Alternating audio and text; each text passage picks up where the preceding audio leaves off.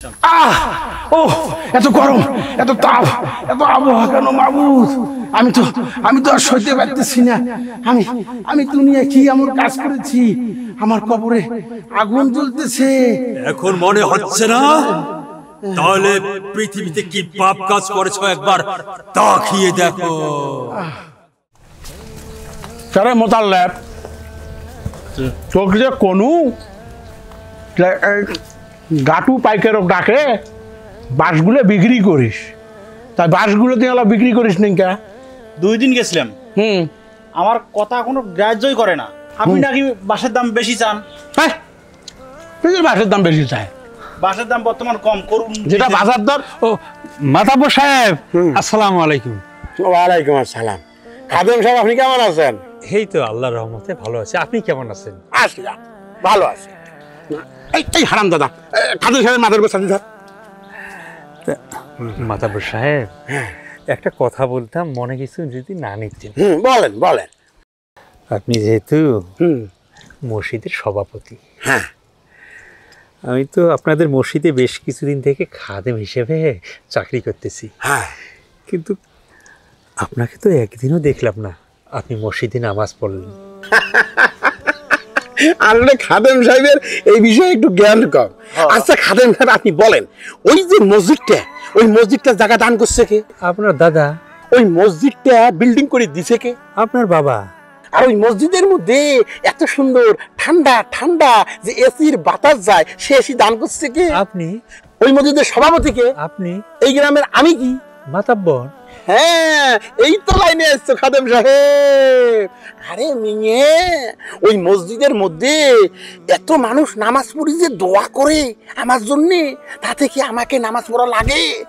ওই দোয়ার স্পিরিটে আমি তো বেহেশতে চলে যাব। হ্যাঁ, বোঝে নাই। মাতাব্বর সাহেব, কিয়ামতের দিন সর্বপ্রথম মহান আল্লাহ পাক নামাজের হিসাব নেবে। আর আপনি যখন মারা যাবেন, আপনার হিসাব তো আপনাকেই দিতে হবে। আমার হিসাব আমাকে দিতে হবে? তুমি এত কথা বলতেছো কেন? হ্যাঁ, তুমি এত কথা বলতেছো কেন? এই গ্রামের মধ্যে এত মানুষের উপকার করতেছি, মসজিদ দিছি, মানুষ নামাজ পড়তেছে, আমি যাবো দোজখে? হ্যাঁ, আমি তো মসজিদটা দিছি, তোমরা নামাজ পড়বেন আর আমি যাবো বেহেশতে। আমার কবরের মধ্যে আমাকে হিসাব দিতে হবে, আমাকে হিসাব দিতে হবে। তুমি কেন? হ্যাঁ, আসসালামু আলাইকুম। হাজলামি করো, হাজলামি। কত বড় সাহস, সভাপতিকে জ্ঞান দেয়। ও কি রে? ও কি?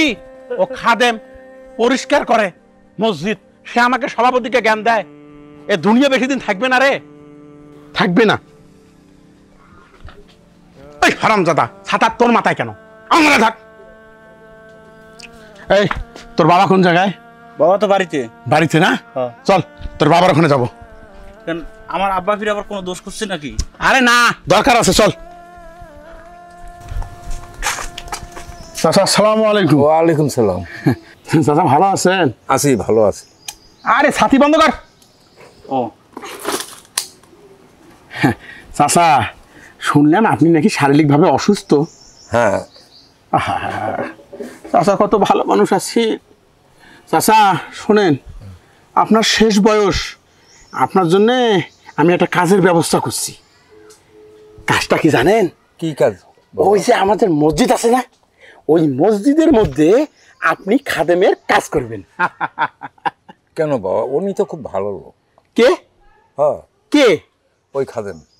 ওই আগের খাদেম? হ্যাঁ। আরে চাচা, আপনি যে কি বলেন না, ওনার মেয়াদ শেষ, আপনার শেষ বয়স।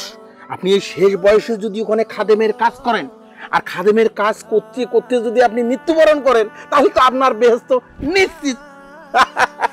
বাবা, আমার তো বয়স হয়ে গেছে, আমি তো এখন পারি না। বাবা, পারি না, পারি না।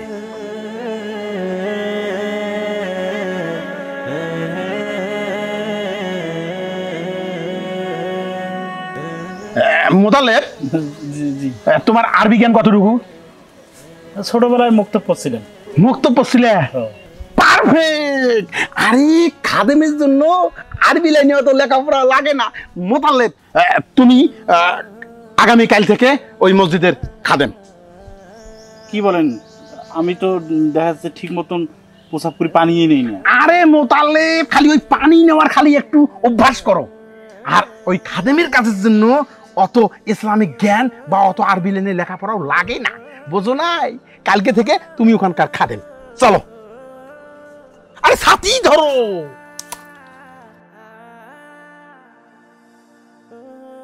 শোনো, তুমি শারীরিক ভাবে মানসিক ভাবে প্রস্তুতি নাও, বোঝো নাই? মাদ্রাস সাহেব, আমার দ্বারা কি ওটা হবে? হবে। কালকে আমি সমস্ত দায়িত্ব তোমাকে বুঝিয়ে দেবো। চলো।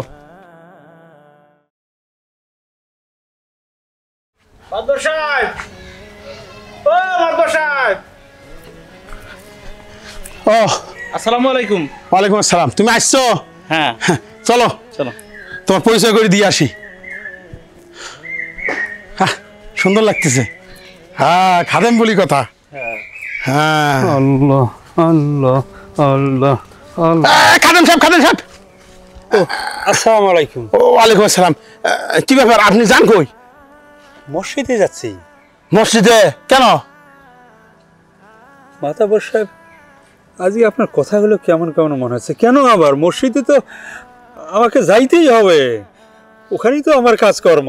শোনেন, আপনি মসজিদে যান, নামাজ পড়ার জন্য যান, কোনো সমস্যা নাই। কিন্তু ওই আপনার যে খাদেমের যে কাজটা ছিল সেটা থেকে আপনি অব্যাহতি। আমি করবো আজ থেকে, আমি। হ্যাঁ, এখন থেকে ওই মসজিদের খাদেম নতুন জনাব মোতালেব। মাতাবর সাহেব, হ্যাঁ, এইসব কি বলতেছেন? জি। আমি তো কোনো অপরাধ করিনি। শোনেন, আমার বাপের মসজিদ, আমার দাদার মসজিদ, আমার মসজিদ। আর এই মসজিদের মধ্যে কে খাদেম থাকবে, কে খাদেম না থাকবে, সেটা দেখার বিষয় আমার। ঠিক আছে? মাতাবর সাহেব, আমার একটা ছেলে হাফেজি মাদ্রাসায় পড়াশোনা করে, তার পিছনে বেশ কিছু টাকা খরচ করতে হয়। আরেকটা বাচ্চা ছোট, আমার তো সংসার আছে। আজকে যদি আমার চাকরিটা না থাকে, না খেয়ে থাকতে হবে আমাকে। আপনাকে অনুরোধ করি, আপনার হাত ধরি, আপনি এই কাজটা করবেন না। শোনো, তোমাকে যে খাদেমে হইতে হবে এমন কোনো কথা না। তুমি প্রয়োজনে জমি বাড়িতে কাজ করো, রিক্সা চালাও, সমস্যা কোথায়? যাও। আজ থেকে মসজিদের নতুন খাদেমে আমি ওকে মসজিদের সবার সঙ্গে একটু পরিচয় করে দিয়ে আসি। থাকো। মাতাবর সাহেব, মাতাবর সাহেব,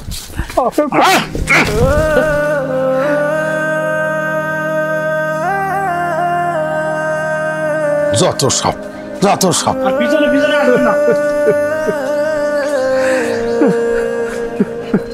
আল্লাহ, আল্লাহ, এখন আমি কি করব? কি আমার অপরাধ?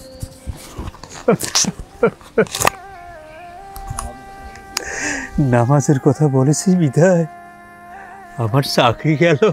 হে আল্লাহ, আমি এখন কিভাবে সংসার চালাবো? এর বিচার আপনি করিয়েন আল্লাহ, এর বিচার আপনি করিয়েন, করিয়েন।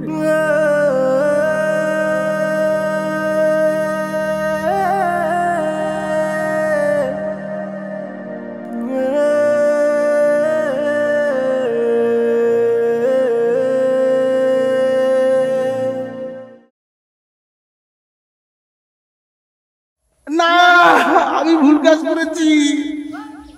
আমি নামাজ পড়িনি। আমি মসজিদের সভাপতি ছিলাম, আমি নামাজ পড়িনি। আমি মসজিদে দান করে অহংকার করেছি। আমি মসজিদের নিরপরাধ খাদেমের চাকরি থেকে অব্যাহতি দিয়েছি, তার চাকরি খেয়েছি। আমি ভুল কাজ করেছি। বাবু, বাবু, বাবু, বাবু, আমাকে মাফ করে দেন, আমাকে মাফ করে দেন। আমার কবরে বেঈমান, এখন সবকিছু বুঝতে পারলেও কোনো লাভ হবে না।